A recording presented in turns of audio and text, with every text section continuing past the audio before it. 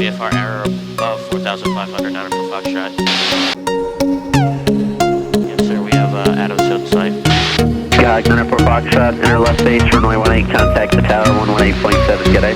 Alright, enter left base, runway 18, tower 18.7. Have a good day, 9 for Foxtrot.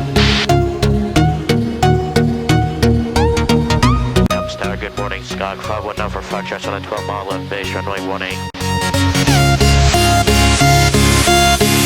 194 Foxtrot, Adams Tower, runway 18, clear to land. Alright, clear to land, runway 18, 94 Foxtrot. Little Rock approach AC 4124 is 15 for 10 Sierra. Oh, 15 AC 4124, Little Rock approach, expect runway 4 left, descend at pilot's discretion, maintain 6,000.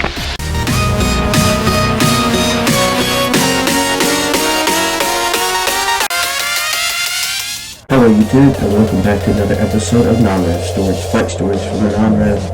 On this episode of Non-Rev Stories, we head to Tucson, Arizona to go to the Pima Air and Space Museum. Before we get into this video, let's talk social media.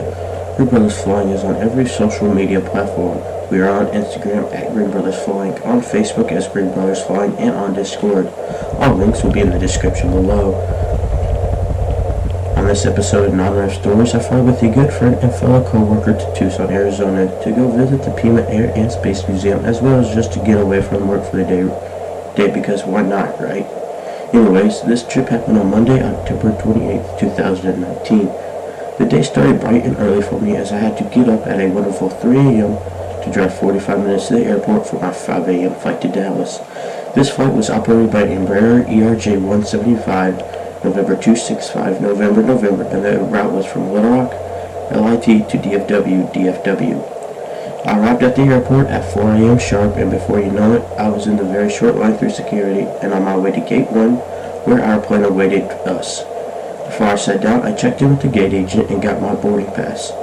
On this flight, I was seated in seat 10D, 10 Delta, a main cabin extra seat with extra legroom. There was another non-rev that was supposed to sit next to me, but they did not show up, so I got the whole row to myself. My friend and fellow co-worker sat right across from me in seat 10C. We took off on time at 5 a.m. and on the way to Dallas. 45 minutes later, we were on the ground and taxied to the gate. Since we had about an hour and a half, we decided to make a quick pit stop and grab some breakfast.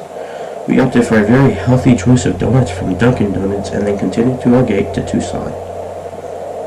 Our aircraft for this leg was a Boeing 737-800 November 983 November with a scheduled departure time of 7:37 a.m. At 7 a.m. boarding started, and it was quick as this flight was a little bit more than half full. We got a whole row to ourselves, and shortly thereafter we taxied to runway 18 right and took off. The captain of our flight told us that our takeoff weight was 152,000 pounds, which was cool. Not many captains do that. Not much happened after takeoff, and we settled in for the 2-hour and 15-minute flight to Tucson. About 20 minutes out from landing, we started our descent, and shortly thereafter, we touched down on runway 29 right and had a short taxi to the terminal. We arrived on time at 8:54 a.m.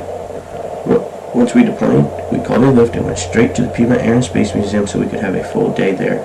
Once we got to the museum, we did not waste any time looking around. We started inside, but soon found ourselves outside looking at things from the 787 to the 737-300 to 172s to Gulfstreams. It was fun outside, but a little bit warm, so we headed back inside to some of the other hangars that are part of the museum. Most of the hangars had the older stuff that was in World War II, but it was still interesting to see and learn about.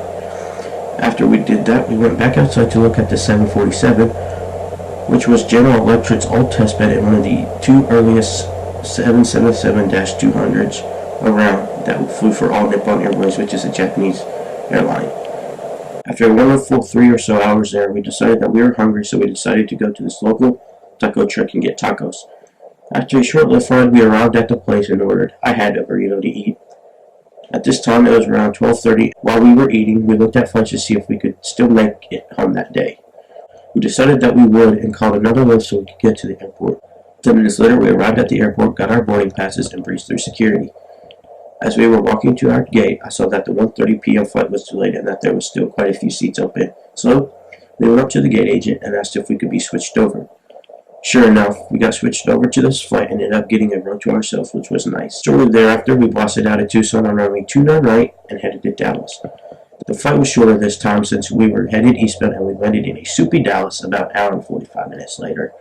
We hustled off the plane to see if we could catch flight 3413 home, but it was full. Since it was full, we decided that we would get some food, and that food was Panda Express. After eating our wonderful dinner, we decided to hop on the Skylink train and ride to the International Terminal D to see all the international departures leave. We saw the Qatar A350 to Doha leave and the Qantas A380 to Sydney leave. After that, we took the train back to Terminal B to wait for our flight 4071 back to Little Rock. Upon reaching the gate, there was little chance we would get on since the flight was oversold, but after a very tense 15 minutes, we got on since two of the oversold people misconnected. We got the last seats in the last row, row 23F and D. While it's not the best seats, they are seats, and I was glad to be on the way home after a long day, and especially since I had to work the next day. After a short 45-minute flight, we landed in Little Rock and deplaned. Not much happened after that, as I drove 45 minutes home and went to bed. If you like these videos, please give this a like, comment, and of course subscribe. I hope to see you guys on the next video. For now, blue skies and a tailwind.